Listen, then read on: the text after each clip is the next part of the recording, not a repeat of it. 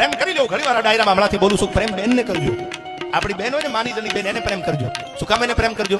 તો કરોડોની સંપત્તિ મૂક્યા પછી દીકરી સાસરે વહી જાય, અપેક્ષા બેન, પછી દીકરીએ કોઈ દી પાછું વળીને જોયું નથી કે આમાંથી મને ભાગ મળે પ્રોપર્ટીમાં, કે આમાંથી મને કઈ મળે ન મળે. 10 વર્ષ વ્યા જાય, બે ભાઈ જુદા પડતા હોય અને સમાચાર મોકલે સાઈન કરવા આવવાનું છે તારે, તો પાછી દીકરી ગાડી હોય તો ગાડીમાં આવે, ગાડી ન હોય તો બસમાં આવે, સાઈન કરીને વહી જાય. કોઈ દીને એમ નથી કીધું મને આમાંથી ભાગ આપો.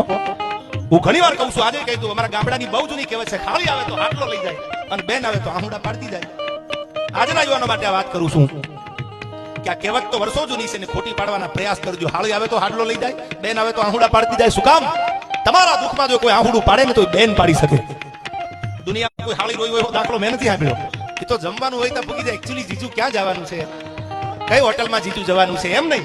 તમારા દુઃખમાં ભાગીદાર થાય તો ઉખાડા પગે દોડવા વાળી એક જ એવી પાત્ર છે કે બેન છે તમારી, કે તમારા દુઃખના સમયમાં આવી અને ઉભી રહી જાય. અને બીજી વાત, રક્ષા બાંધે. હવે હા, પણ જો રાખડી બાંધે, એ રાખડીની કિંમત ન જો કે 50 રૂપિયાની છે, 100 રૂપિયાની રાખડી છે, કે ખાલી 10 રૂપિયાનો દોરો છે. એનો પ્રેમ, એનો ભાવ, વીછડા લેતી લેતી એમ કે કરોડ દિવાળી થોડા રાત તપે. 1 દિવાળી નહીં, 2 દિવાળી નહીં, 3 દિવાળી નહીં, કરોડ દિવાળી થોડા રાત તપે. આવી જ દીકરીઓ બેનને પ્રેમ કરી લેજો. આહુડું ભાઈને ઠેકવું આવે, ઠેર વાગે તો પેલું આહુડું બેન પાડશે. ભાઈ જો દુઃખમાં છે તો બેન આવશે આહુડું પાડવા. એ એમ કહેશો કે મારા ઘરે ના મૂકી દઉં, મારું બધું વેચવું પડે તો વેચી દઉં, પણ ભાઈ મુંજાતો નહીં, તારી બેન છે.